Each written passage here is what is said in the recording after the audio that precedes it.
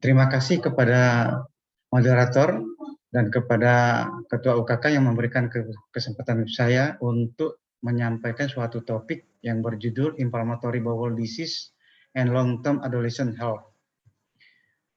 Ya, seperti kita ketahui bahwa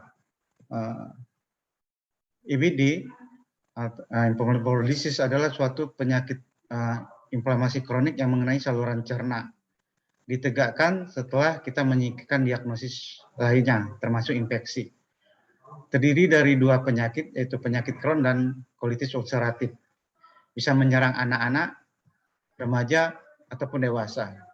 Kejadian penyakit ini sangat jarang, tetapi kejadiannya akhir-akhir ini meningkat di negara-negara maju, dengan peningkatan yang signifikan pada anak-anak di bawah umur 2 tahun. Penyakit colitis ulceratif sendiri pada anak terjadi 15-20% dari keseluruhan kejadian colitis ulceratif. Sementara Crohn disease pada anak itu terjadi hanya 10%. Tujuan dari pengobatan tidak hanya mendapatkan remisi, tetapi juga diharapkan dapat mencapai tumbuh kembang yang optimal pada remaja, dan diharapkan pada kehidupan dewasanya menjadi mandiri. Etiologi dan patologisnya sangat kompleks, melibatkan interaksi antara gen, faktor lingkungan, mikrobiom, dan sistem imun, yang seharusnya inflamasi yang terjadi dapat dikontrol menjadi tidak terkontrol dan sulit dieliminasi, sehingga inflamasi yang terjadi berkelanjutan dan berulang. Penyakit Crohn terjadi mulai dari mulut sampai anus, tetapi pada anak-anak biasanya menyerang pada saluran cerna bagian atas dan usus halus. Sementara pada dewasa biasanya terlokalisasi di ilium. Sementara colitis ulceratif pada anak biasanya menyerang hampir keseluruhan kolon, hampir 3/4 kolonnya terjadi di 80% kasus, yang melibatkan mukosa sampai lapisan submukosa. Gejala yang sering terjadi pada penyakit colitis ulceratif adalah diare berdarah, yang mudah sekali diketahui, dan inilah alasan kenapa penyakit ini sering diketahui di awal dan sering dirawat di rumah sakit.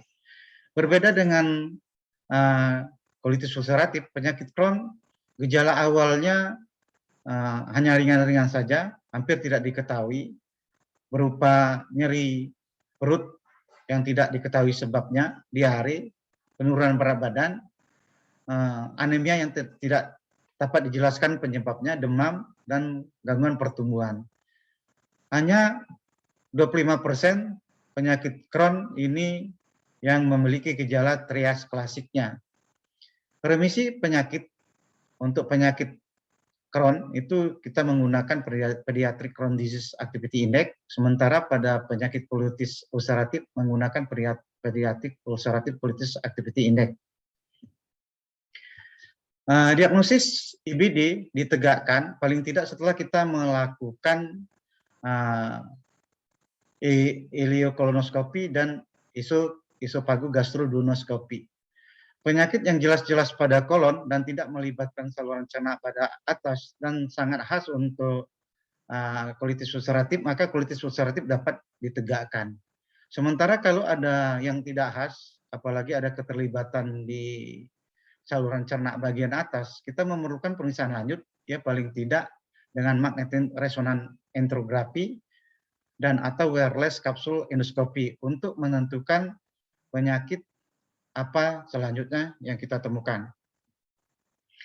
Tata laksananya, obat-obat yang telah digunakan selama ini adalah 5 aminosalicylic acid atau 5-ASA, kortikosteroid, antibiotik, imunosupresif, dan agen-agen biologik. Ya. Nah, dapat digunakan dengan 2 cara, yaitu step up terapi atau step down terapi. Pada step up terapi biasanya kita menggunakan obat-obat dari potensi yang rendah ke potensi yang tinggi, tergantung dari respon kliniknya. Tetapi pada keadaan-keadaan yang berat, misalnya pada colitis ulceratif yang berat dan penyakit Crohn yang mengalami fistula, kita melakukan obat-obat yang kita mulai dengan potensi yang tinggi. Ada 2 fase pengobatan, yaitu induksi remisi dan kemudian dilanjutkan dengan dosis maintenance. Tidak ada terapi yang spesifik, semuanya bersifat individual. Ini manajemen terapi menurut European Crohn and Colitis Organization dan EFSGAN, di mana pada penyakit colitis ulceratif langkah pertama nilai pucai diperlukan untuk menentukan jenis obat apa yang kita gunakan. Sementara untuk Crohn disease kita akan mulai dengan ada enggak gangguan pertumbuhan, kemudian ada gejala klinis yang berat. Nah, tujuan dari pengobatan adalah untuk mengendalikan inflamasi usus, kemudian meminimal toksisitas pengobatan dan memaksimalkan kepatuhan. Untuk jangka panjang diharapkan untuk mencegah komplikasi penyakit yang terjadi, kemudian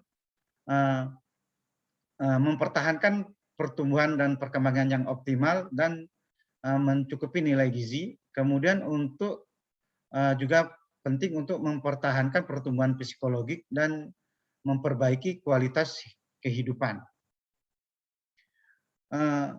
Untuk colitis ulceratif itu sudah direkomendasikan pemakaian 5 ASA, baik oral atau topikal. Sementara pada Crohn disease ini EFSGAN sudah merekomendasikan untuk memulai dengan eksklusif enteral nutrisi, karena eksklusif enteral nutrisi ini sudah terbukti efektif dapat merangsang remisi yang lebih dalam dan lebih poten dibandingkan steroid. Efek jangka panjang akan tergantung dari komplikasi penyakit sendiri dan efek samping obat-obatnya. Kita ketahui bahwa penyakitnya sendiri,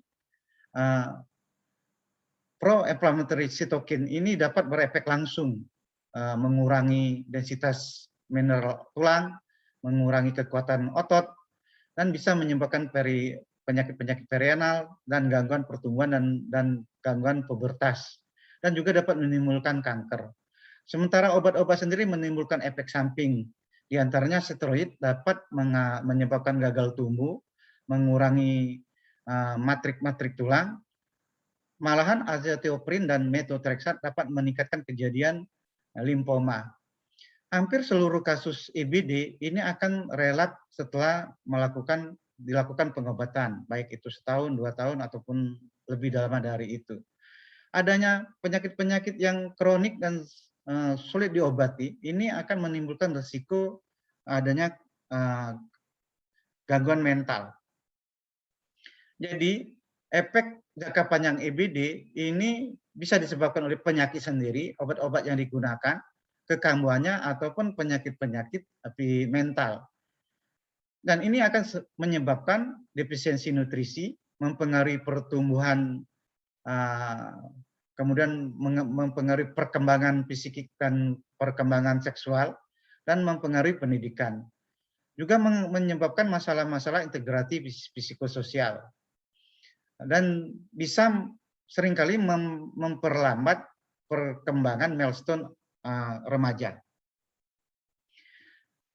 Efek jangka panjang akan sangat tergantung dengan usia pertama kali dia didiagnosis. Makin muda usianya akan makin lebih parah, karena makin muda dia akan lebih sering terekspos oleh inflamasi, oleh obat-obatan, dan akan lebih mudah terjadinya komplikasi. Kemudian tergantung juga dari keparahan penyakitnya sendiri yang dapat mengganggu konsentrasi dan proses belajar, sehingga mengakibatkan kehadiran sekolah dan interaksi sosial terganggu.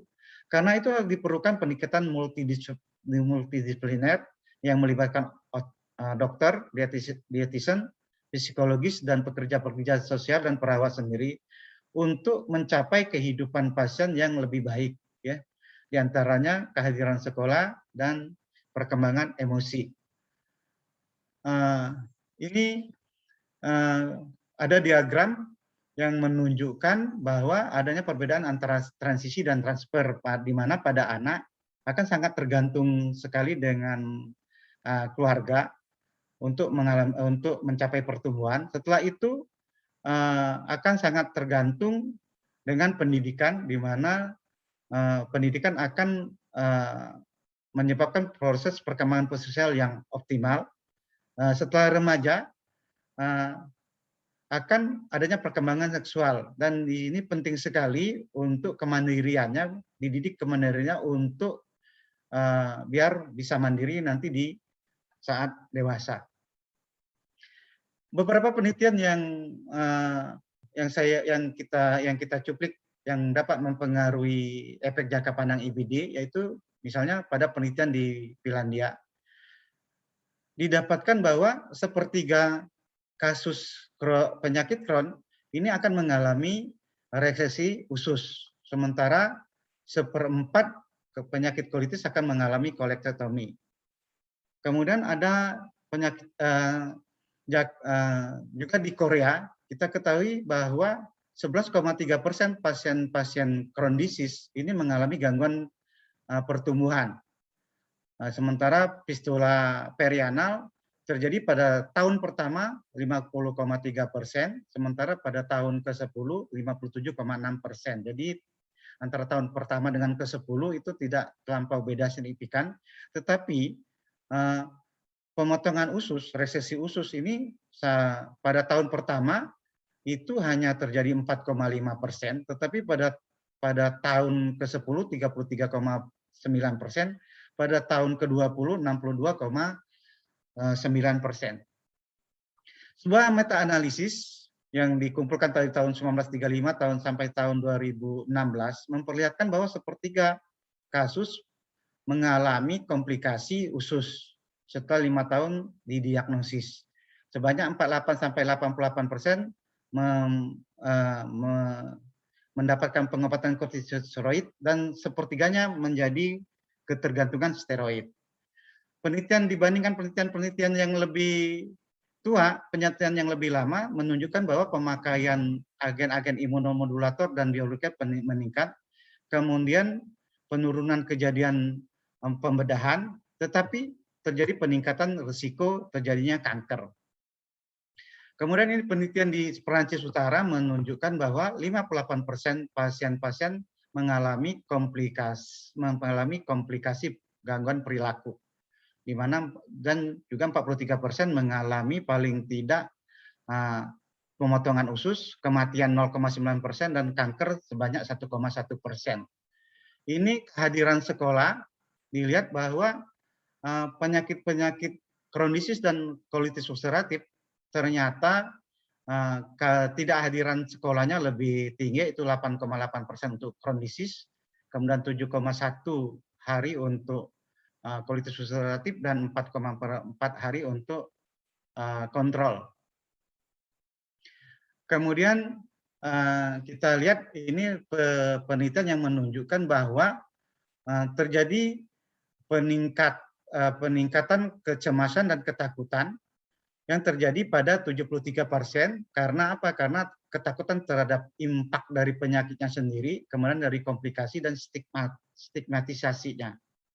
Nah, ini kemudian menunjukkan bahwa IBD sendiri mempunyai gejala-gejala yang mengalami depresi yang ringan. Nah, untuk penelitian ini menunjukkan bahwa status sosial ekonomi yang rendah dan masalah-masalah kesehatan mental 6 bulan sebelum dan 6 bulan sesudah diagnosis didekatkan merupakan prediktor yang buruk terlepas dari penyakitnya sendiri. Nah, ini menunjukkan bahwa nyeri tidak berhubungan dengan penyakitnya, tapi berhubungan dengan rasa nyeri. Nah, kemudian ini memperlihatkan bahwa pendekatan yang terstruktur ini pada remaja bisa meminimalkan meminimalkan biaya dan memperbaiki efek kliniknya. Demikianlah, terima kasih. Wassalamualaikum warahmatullahi wabarakatuh.